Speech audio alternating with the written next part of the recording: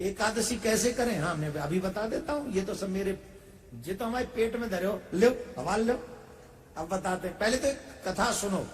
अभी कंफ्यूजन यह है कि एकादशी 28 को है कि 29 को है। हमने भैया को कहा था कल एकादशी, मतलब कल कहा था, आपको कहा था ना कि कल एकादशी मीन्स आज। आज दोपहर में एकादशी 1:06 से प्रारंभ हो रही है और कल तक वो एकादशी रहेगी। तो हम व्रत कब करेंगे? कल। क्यों? उदया तिथि के साथ हमारा व्रत प्रारंभ होगा। और जिस एकादशी में द्वादशी लग जाए वो द्वादशी वाली एकादशी और भी महत्वपूर्ण हो जाती है। और सौभाग्य इस बात का है कि अधिक मास वाली एकादशी है ये, कल वाली। कल तो मेरा निवेदन है जो कभी न रहे हो वो भी रह जाओ, कसम से एक दिन रह जाओ। और थोड़ा क्या हो गया, जो खाने वाले बोल रहे हैं जोर से, जो हम पे नहीं रह जाएगा तो ध्यान से सुनो। भगवान श्री कृष्ण ने, अर्जुन ने इस एकादशी के विषय में बताया था।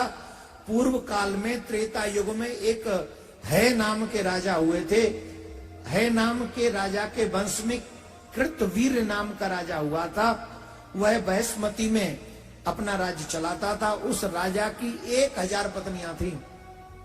कितनी? 1000 पत्नियां थी, पर पुत्र एक भी नहीं था। ये उसका दुख था। ध्यान से सुनिएगा, उसको एक भी पुत्र नहीं था, ये उसको दुख था। उसे अनेकों बार बड़े बड़े यज्ञ भी किए थे, बड़े प्रयास भी किए थे कि कोई पुत्र हो जाए, पर उसको कोई पुत्र नहीं हुआ था। काफी प्रयत्न करने के बाद उसके सारे वैद्यों को भी बुला रखा, चिकित्सकों को, सब क्रियाएं उसकी निष्फल जा रही थी। तब राजा ने सोचा कि तपस्या के बल से सब कुछ प्राप्त हो जाता है, तो मुझे तपस्या करनी चाहिए। तो अपने मंत्रियों को अपना राज्य इत्यादि सौंप कर वह राजा वन में तपस्या करने के लिए जा रहा था। तब उसकी प्रिय रानी, जो इक्ष्वाकु वंश में उत्पन्न हुए राजा हरिश्चंद्र की पद्मिनी नाम वाली कन्या थी। क्या नाम था? पद्मिनी। पद्मिनी नाम वाली कन्या थी। उस राजा के साथ वन में जाने को तैयार हुई कि मैं भी आपके साथ चलूंगी, आप अकेले मत जाइए, मैं भी आपके साथ तपस्या करने के लिए चलूंगी। दोनों अपने मंत्री को राज्यभार सौंप कर चले गए। राजा ने उस पर्वत पर, गंधमादन पर्वत पर वो पहुंचे अपनी रानी को लेकर, और वहां पहुंचकर उसने 10,000 वर्ष तक तप किया। कितने? पहले आयु अच्छी होती थी ना, आपकी तरह हमारी तरह नहीं होती थी कि 70 में खिसक गए। पहले आयु अच्छी होती थी, बहुत साल, 60-60 हजार वर्ष, 1-1 लाख वर्ष लोग जीते थे। तो 10,000 वर्ष तक उसने तप किया, फिर भी पुत्र प्राप्त नहीं हुआ। तब पतिव्रता रानी कमल नयनी पद्मिनी ने अनुसुईया जी के चरण शरण ग्रहण की, उनसे चरण छुए, उनको प्रणाम किया, उनका आदर किया।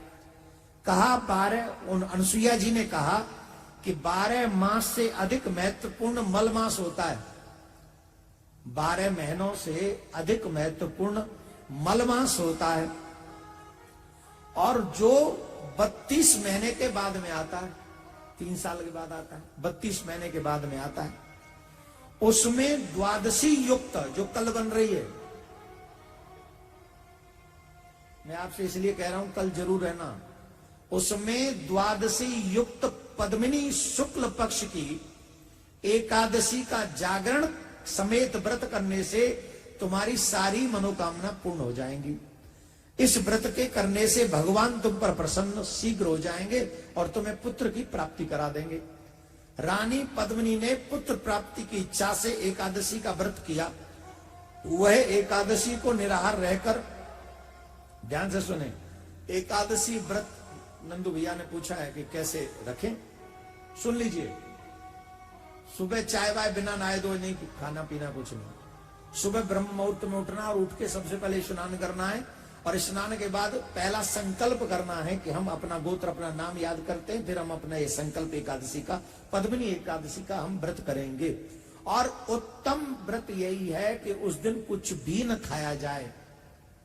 उत्तम वेदांत है कि जल भी न पिया जाए, लेकिन अगर उस पर न रह सको तो उसमें यह है कि आप पेय पदार्थ, चाहे दूध ले लो, चाहे रस ले लो, चाहे वो आजकल मैंगो शेक मिल जाता है वो ले लो, जूस भी लो तो वो जिसमें नमक वगैरह न डालना, सेंधा वेंधा कोई नमक मत डालो, नमक लेस कर दो।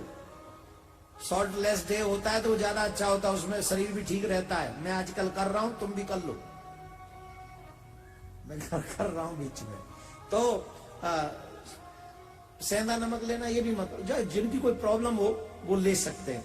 अगर आप इससे ऐसे भी ना रख सकते हो तो भी कुछ फ्रूट्स खा के रख लें, वो भी ना रख सकें तो एक दो चीजें भी खा वैसे फल ही खाओ तो ज्यादा उत्तम व्यवस्था है, और वो भी दिन में एक बार खाना है, बार बार खाने को व्रत नहीं कहते।